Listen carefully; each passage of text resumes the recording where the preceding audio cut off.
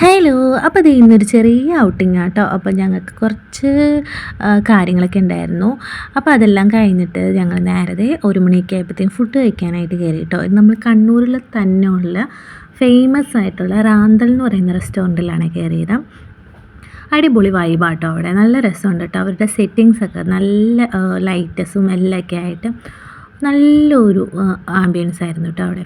ഞങ്ങൾ ബിരിയാണിയാണ് ഓർഡർ ചെയ്തത്, ചിക്കൻ ബിരിയാണിയാണ് ഓർഡർ ചെയ്തത്.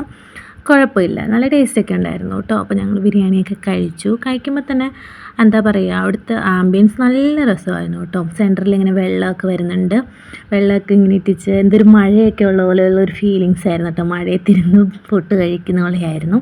പിന്നെ അവിടെ കുഞ്ഞുങ്ങളെയും കൊണ്ടൊക്കെ വരുന്നവർക്ക് കുഞ്ഞുങ്ങളെ ഉറക്കാനായിട്ട് തൊട്ടിലും അതൊക്കെ ഉണ്ടായിരുന്നു. പിന്നെ കയറി വരുന്നിടത്ത് തന്നെ എൻട്രൻസിൽ ഇങ്ങനെ ഫിഷൊക്കെ കുറേ വെച്ചിട്ടുണ്ട് കേട്ടോ.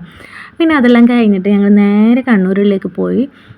കണ്ണൂരിൽ ടൗണിൽ കുറച്ച് ഷോപ്പിങ്ങും ഇതൊക്കെ ഉണ്ടായിരുന്നു. അപ്പോൾ ഞങ്ങളൊരു കോക്ടെയിലൊക്കെ കഴിച്ചു കേട്ടോ. കണ്ണൂരിൻ്റെ ഫേവറേറ്റ് ആയിട്ടുള്ള കോക്ടെയിൽ കഴിച്ചു. പിന്നെ ഞങ്ങൾ നേരെ പോയത് സലൂണിലാണ് പോയത്. വൈബി ബ്യൂട്ടി സ്പാ സലൂണിലാണ് പോയത്. അപ്പോൾ അവിടെ പോയി എൻ്റെ ഹെയറൊക്കെ ഒന്ന് സ്പാ ചെയ്തു.